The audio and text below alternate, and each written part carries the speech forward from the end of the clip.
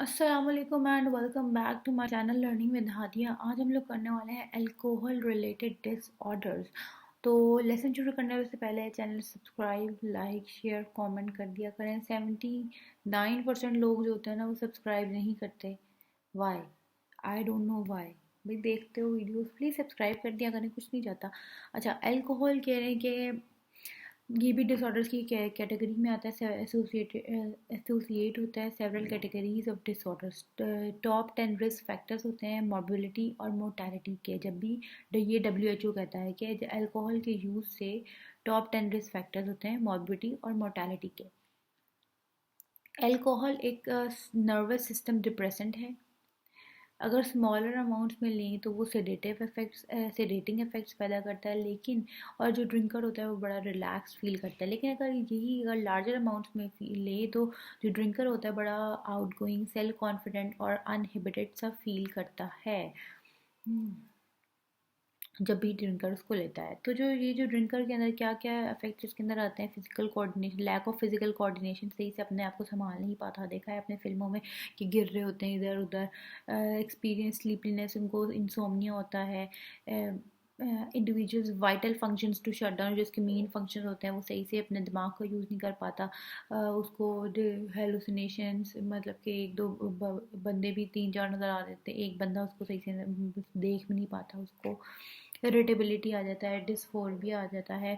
तो जो कौन कौन सी कैटेगरीज इसके अंदर आते हैं: alcohol use disorder, alcohol intoxication, withdrawal, other alcohol induced disorder और अनस्पेसिफाइड अल्कोहल रिलेटेड डिसऑर्डर्स।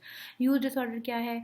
इसको अल्कोहलिज्म भी कहते हैं। अल्कोहल यूज डिसऑर्डर को ये भी कह सकते हैं अल्कोहलिज्म को डिफाइन करें, या ये भी कह सकते हैं अल्कोहल यूज डिसऑर्डर को डिफाइन करें। तो ये क्या है? एन एडिक्शन टू अल्कोहल है, नाम से पता चल रहा है। DSM-5 के मुताबिक हम लोग क्राइटेरिया देख लेते हैं जो कि इस डिसऑर्डर को करते हुए हम लोग क्या क्या क्राइटेरिया आते हैं। सबसे पहले तो ये डिस्ट्रेस पैदा करती है। ठीक है, प्रॉब्लमेटिक पैटर्न्स होते हैं अल्कोहल के जो कि डिस्ट्रेस या इम्पेयरमेंट पैदा करती है। दो at least two of the following जो कि उसमें क्राइटेरिया हो 12 मंथ्स के पीरियड में, मतलब कि एक साल के अंदर। या नहीं हो रहा, लार्जर अमाउंट्स में लिया जाए, लेकिन इतना कि वो जो है ना उसकी इनटेक बार बार बढ़ाता रहे, और फिर उसको ख़त्म करने की, विड्रॉल करने की एफर्ट्स भी करे, लेकिन फिर भी उसको कट डाउन ना कर पाए। और फिर उसका जो टाइम है, उसका ज़्यादातर टाइम इसी में गुजर जाए, अल्कोहल लेने में, उसको इस्तेमाल करने में और उसके इफ़ेक्ट्स में रिकवर करने में। फिर उसको बहुत ज़्यादा क्रेविंग होती है अल्कोहल की। और जो मेन जो उसकी ज़िंदगी के और काम होते हैं, घर, ऑफिस जाना, स्कूल जाना, जो भी वो काम करता है, वो दिन के और काम, उसके मेजर जो के काम होते हैं, वो रोल होता है, वो नहीं कर पाता पूरे तरीके से। और जो फिर ये रिकरेंट उसके जो सोशल इंटरपर्सनल जो कि लाइफ में प्रॉब्लम्स पैदा करती है अल्कोहल, फिर भी वो उसको यूज़ करता है। और जो उसकी जो बाकी रिक्रिएशनल एक्टिविटीज़ होती हैं, जिसमें जैसे कि हॉबीज़ वगैरह कोई भी और चीज़ होती हैं, सोशल लाइफ, ऑक्यूपेशनल लाइफ को जो है ना रिड्यूस हो जाती हैं उसकी ये सारी एक्टिविटीज़। फॉर एग्जांपल अगर उसको फुटबॉल का शौक़ है तो वो फुटबॉल की एक्टिविटी से आया तो वो बिल्कुल ही हाथ धो देता है, मतलब कि बिल्कुल ही छोड़ देता है, या बहुत कम हो जाती हैं उसकी। फिज़िकल हैज़ियड्स, उसको पता है कि इसकी जो कि बॉडी के लिए अच्छी नहीं है, उसकी फ़िज़िकली इसके लिए अच्छी नहीं है, फिर भी वो लेता है। उसको नॉलेज होती है फिर भी वो बहुत ज़्यादा लेता है। टॉलरेंस क्या है कि यही इंक्रीज्ड अमाउंट इसकी इंक्रीज़ हो जाती है हर वक्त। जो भी वो कोई भी ये अल्कोहल रिलेटेड हम पढ़ रहे हैं तो अल्कोहल में अल्कोहल रिलेटेड की अल्कोहल की जो अमाउंट होती है वो इंक्रीज़ रहती है जब जैसे जैसे टाइम जो है ना बढ़ता है। और फिर जो है ना अगर वो अगर वही उस सेम अमाउंट लेता रहे तो उसको असर नहीं होता उसकी बॉडी पे, या उसको मज़ा नहीं आता। विड्रॉल क्या होता है? उसको छोड़ने की जो कि होती है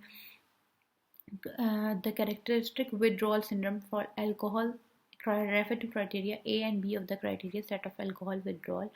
अच्छा, 499 या 500 पेज पे होगी। अल्कोहल और क्लोज रिलेटेड सब्सटेंस, अगर जो वो फिर वो अल्कोहल को छोड़ने की कोशिश करता है, जब अल्कोहल को छोड़ने की कोशिश करता है तो फिर जो है ना उसके रिलेटेड से क्लोज, जैसे कि पैराडोल है तो डिस्प्रिन ले ली, मतलब मैं आपको एग्जांपल दे रही हूँ।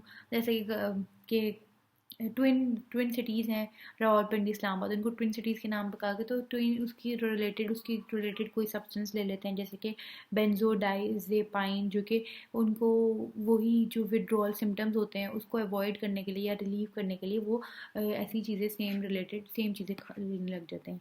चिली मिली या वो एबीसी जेली ऐसे ऐसे। अल्कोहल इंटॉक्सिकेशन क्या है? नेगेटिव बिहेवियर होता है और फिज़िकल इफ़ेक्ट्स होते हैं क्योंकि बहुत ज़्यादा ड्रिंक किया जाता है तो अल्कोहल को, तो ये इसको कहते हैं अल्कोहल इंटॉक्सिकेशन। कौन कौन से क्राइटेरिया आते हैं? रीसेंट इंजेक्शन ऑफ अल्कोहल ली भी होती है, प्रॉब्लमेटिक बिहेवियर होते हैं, साइकोलॉजिकल चेंजेस, फिजियोलॉजिकल चेंजेस आ रहे होते हैं उसके मूड पर, उसके साइकोलॉजिकल में चेंजेस भी दिख रहे होते हैं, उसका मूड बड़ा, वो बिहेवियर उसका उसका जो कि चलने का स्टाइल, उसकी जो आगे हम लोग हाँ यहाँ पे पढ़ेंगे ना इसकी गेट शेट। हाँ, one of the following symptoms develop during और शॉर्टली आफ्टर अल्कोहल यूज़ के, एक या इससे ज़्यादा सिम्टम्स क्या क्या सिम्टम्स आते हैं? उसकी जो स्पीच होती है, जैसे वो बोल रहा होता है टूटा फूटा, आपने फिल्मों में देखा होगा, इनकोऑर्डिनेशन, अपनी बॉडी को सही से संभाल नहीं पाता, कोऑर्डिनेशन नहीं होती, और जो अनस्टडी गेट होती है उसको चलने का तरीका सही नहीं होता, नाइस्टेगमस, इम्पेयरमेंट इन द अटेंशन और मेमोरी में सही से देख अटेंटिव नहीं हो पाता, उसको याद नहीं रहता, स्टपर, या तो वो बेहोश हो जाता है या वो कोमे में चल जाता है। ये किसी और मेडिकल कंडीशन से तो नहीं एट्रीब्यूटेड, या कोई और मेंटल डिसऑर्डर तो नहीं है, ये भी क्राइटेरिया में आया हुआ है। अल्कोहल विड्रॉल, अब जब उसको छोड़ बहुत ज़्यादा ले रहा है वो बंदा, अब उसको छोड़ने की कोशिश कर रहा है तो उसको कहते हैं व्हेन ही स्टॉप्स और कट बैक, जब how much alcohol he drinks, अगर वो बहुत ज़्यादा ले रहा है, बहुत ज़्यादा हैवीली ड्रिंक कर रहा है बहुत ज़्यादा अरसे से, तो ये उसको प्रॉब्लम्स होंगी किसको, उसको छोड़ने में, अल्कोहल छोड़ने में या उसको कम करने में, तो इसको कहते हैं अल्कोहल विड्रॉल। तो ये जो डेफिनेशंस हैं विड्रॉल की, इंटॉक्सिकेशन की, टॉलरेंस की, ये ज़रूर आनी चाहिए आपको। अब डायग्नोज करने का तरीका क्या है? सिजेशन, मतलब कि इसको छोड़ना हो, कम करना हो, अल्कोहल यूज़ को छोड़ता है या कम करता है, दैट हैज़ बीन हैवी, जो बहुत ज़्यादा डोज वो ले रहा था उसकी, उसने उसको कम करने की कोशिश की है। दो या दो से ज़्यादा जो है ना सिम्टम्स हो of the following develops with in several hours, जब भी वो छोड़े उसको छोड़े तो कुछ ही घंटों बाद या कुछ ही दिनों में जो ना ये सिम्टम्स, ये है ना सिम्टम्स वो आने लगे। क्या? हाई ऑटोनॉमिक हाइपर एक्टिविटी, कि स्वेटिंग और पल्स रेट उसका बहुत ज़्यादा होगा, 100 से भी ज़्यादा, इंक्रीज हैंड टर्मर, इंसोमनिया, उसको नींद नहीं आएगी, नोजिया या वॉमिटिंग होगा, ट्रांजेंट विजुअल, टैक्टाइल और ऑडिटरी हेलुसिनेशंस और इल्यूजन्स, उसको जो है ना सही से वो एक देख नहीं सकेगा, जैसे एक या दो बंदों को इस तरह आवाज़ें नहीं सही से सुन पाएगा, साइकोमोटिक हेलुसिनेशंस होंगी, साइकोमोटर एगिटेशन, एनजाइटी होगी उसको, जनरलाइज टॉनिक क्लोनिक सीजर्स होंगे उसे। फिर क्राइटेरिया बी में कह रहे हैं कि उसको जो ये जब वो विड्रॉल करेगा तो डिस्ट्रेस होगा उसके, फिर सोशल लाइफ में, ऑक्यूपेशनल लाइफ में, किसी और मेडिकल कंडीशन तो नहीं एट्रीब्यूटेबल, ये भी देखें। कैफ़ीन रिलेटेड डिसऑर्डर, अब ये दूसरा डिसऑर्डर आ रहा है कि ये किससे होता है? कैफ़ीन रिलेटेड, कॉफ़ी से, टी से, चॉकलेट से, एनर्जी ड्रिंक से, डाइट पिल से या हेडेक रेमेडीज से। ये क्या है? By activating the sympathetic nervous system through increasing the production of adrenaline. Caffeine increases an individual perceived level of energy and alertness. जैसे हम लोग चाय पीते हैं तो कहते हैं कि हम लोग अलर्ट हो जाएंगे, हमने रात को पूरी रात बैठ के पढ़ना है तो कॉफ़ी पकड़ लेंगे साथ में कि हम लोग को नींद ना आए। तो ये जो है ना, खैर कुछ लोगों को नहीं आती, जैसे कि मैं हूँ, कॉफ़ी से भी कोई फ़र्क नहीं पड़ता, मुझे फिर भी नींद आ जाती है। वो एक दफ़ा तो मैंने 4 चम्मच कॉफ़ी के पी लिए तो फिर आई वाज जस्ट, मुझे पूरी रात नींद आई थी। कैफ़ीन जो है वो ब्लड प्रेशर को इंक्रीज़ करती है, बॉडी की प्रोडक्शन ऑफ कॉर्टिसोल की जो प्रोडक्शन है उसको ज़्यादा इंक्रीज़ कर देती है, जो स्ट्रेस हार्मोन होता है कॉर्टिसोल उसको इंक्रीज़ कर देती है। अच्छा जी, कौन कौन से डिसऑर्डर्स इस कैटेगरी के अंदर आते हैं? Caffeine intoxication, caffeine withdrawal, other caffeine induced disorder और unspecified caffeine related disorders. Caffeine intoxication क्या है? जब आप बहुत ज़्यादा कैफ़ीन लेते हैं ड्रिंक से, फूड से या मेडिकेशन से। डायग्नोज करने का तरीका क्या? हाई डोज होती है जो कि 250 mg से भी ज़्यादा एक्सेस कर लेती है, जो कि रिसेंट कंजम्पशन हो, 5 या 5 से ज़्यादा सिम्टम्स पाए जाएँ फ़ौरन ही यूज़ करने के बाद या यूज़ करते हुए ही, जो वो क्या क्या है? Restlessness, nervousness, excitement, insomnia, flush face, diuresis, gastro intestinal disturbance, muscle twitching, rambling flow of thought and speech, टेट्रेजिया और कार्डिक एर्थीमिया, कार्डिक मतलब दिल से कोई होगा, periods of inexhaustibility, psychomotor agitation. Criteria B में कह रहे हैं कि फिर जो है डिस्ट्रेस पैदा करता है, इम्पेयरमेंट पैदा करता है, सोशल, ऑक्यूपेशनल और अदर इंपॉर्टेंट एरियाज और जो कि ज़िंदगी के उनमें जो है ना डिस्ट्रेस पैदा करता है। कोई और मेडिकल कंडीशन से तो नहीं एट्रीब्यूटेबल। कैफ़ीन विड्रॉल, आगे इसका डायग्नोस करने का तरीका क्या है कि आप उसको छोड़ने की कोशिश करते हैं। अकॉर्डिंग टू DSM-5 के मुताबिक क्या कह रहे हैं, prolong daily use of caffeine के, बहुत ज़्यादा डेली यूज़ होती है कैफ़ीन की। एब्रप्ट सिजेशन, उसको छोड़ने की कोशिश करते हैं या उसको कम करने की कोशिश करते हैं 24 घंटे के अंदर अंदर, तो ये 3 सिम्टम्स पाए जाते हैं। क्या है? हेडेक, मार्क फटीग और ड्रोजीनेस, डिस्मोफिक मूड, डिप्रेस मूड और इरिटेबिलिटी। डिफ़िकल्टी, इनमें से 3 पाए जाएँ, 5 में से 3। Difficulty concentrating, flu like symptoms, nausea, vomiting और मसल पेन, स्टिफनेस। फिर है कि डिस्ट्रेस पैदा करता है, इम्पेयरमेंट पैदा करता है सोशल ऑक्यूपेशनल लाइफ में। किसी और फिजियोलॉजिकल, किसी और मेडिकल कंडीशन की वजह से तो नहीं आ रहा, माइग्रेन या वायरल इलनेस की वजह से तो नहीं ये सिम्टम्स आ रहे। आगे आ रहा है cannabis related disorder. Cannabis related disorder जो कि मैरिजुआना के नाम से भी जाना जाता है, साइको एक्टिव ड्रग होता है। कैनाबीज प्लांट से लिया जाता है जो कि मेडिकल और रिक्रिएशनल पर्पसेस के लिए यूज़ किया जाता है, डिफरेंट फॉर्म्स में यूज़ होता है। कौन कौन से क्राइटेरिया इसके अंदर, कौन कौन से डिसऑर्डर्स इसके अंदर आते हैं? Cannabis use disorder, cannabis intoxication, cannabis withdrawal, other cannabis induced disorder, unspecified cannabis related disorder. Cannabis use disorder क्या है? कंटिन्यूज यूज होता है कैनाबीज का despite clinically significant impairment. Diagnose करने का तरीका क्या है? प्रॉब्लमेटिक पैटर्न होता है जो कि फिर जो कि इम्पेयरमेंट पैदा करती है। दो दो कम से कम दो हों 12 महीने के अंदर अंदर, दो क्राइटेरियाज पैदा हों तो उसको आप डायग्नोज कर सकते हैं। ये इसको कैनाबीज यूज डिसऑर्डर है। जो कैनाबीज है उसको लार्जर अमाउंट में ले, काफ़ी और इतना ले कि जो कि उसका जो है ना डोज वो बढ़ता जाए और उसको नाकाम कोशिशें हों उसको कम करने की या ख़त्म करने की, फिर भी वो ना छोड़ पाए। अब ज़्यादातर जो उसका टाइम है दिन का वो उसी में गुजर जाए, उसको कैनाबीज़ को लेने में, उसको यूज़ करने में, उसके इफ़ेक्ट से रिकवर करने में।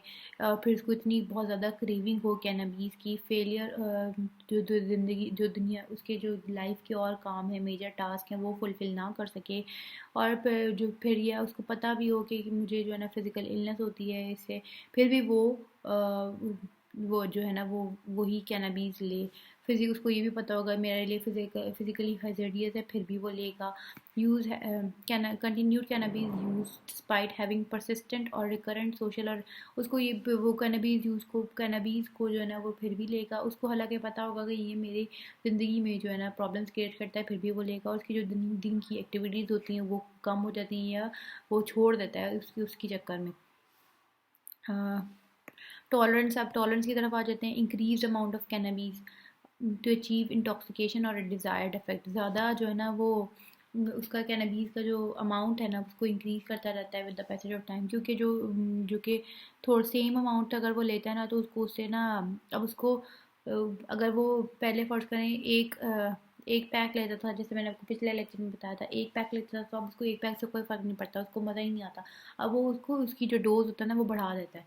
विड्रॉल में आता है, विड्रॉल सिम्टम कि वो विड्रॉल छोड़ने की कोशिश करता है, लेकिन फिर क्या होता है उसको जो है ना सिम्टम्स, विड्रॉल सिम्टम्स आने लग जाते हैं, तो फिर उसको रिलीव करने के लिए उससे रिलेटेड चीज़ का इस्तेमाल करता है। आगे कैनाबीज़ इंटॉक्सिकेशन है। When smoked cannabis produced a mixture of hallucinogenic, depressant and stimulant effects. Many smokers report sharpened perceptions and fascination with the intensified sounds and sights around them. Time उनको लगता है कि कम हो गया है, डिस्टेंस ज़्यादा हो गया है, साइज़ ज़्यादा हो गया है देन दे एक्चुअली आर। उनको लगता है कि अगर कोई चीज़ इधर क्या नाम है करीब में, तो लगता है नहीं बहुत ज़्यादा डिस्टेंस हो गया है। तो this overall high is technically called cannabis intoxication. ये हेलोसिनोजेनेटिक आपके अंदर हेलोसिनेशन पैदा करती है, ठीक है, डिप्रेशन पैदा करती है, जो कि साउंड्स होते हैं उसको भी फैसिनेट करती है, जो कि साइड्स होते हैं उसके अराउंड, उसके जो कि चीज़ नज़र आती हैं चीज़ें उसको भी बड़ा ज़्यादा फैसिनेट कर देती है। मतलब कि चीज़ टाइम को कम कर देती है, साइज़ को बढ़ा देती है, डिस्टेंस को बढ़ा देती है। इस तरह उनको लगता है कि किसी चीज़ का साइज़ बहुत बढ़ गया है, किसी चीज़ का डिस्टेंस बहुत बढ़ गया है, टाइम जो है वो कम हो गया है।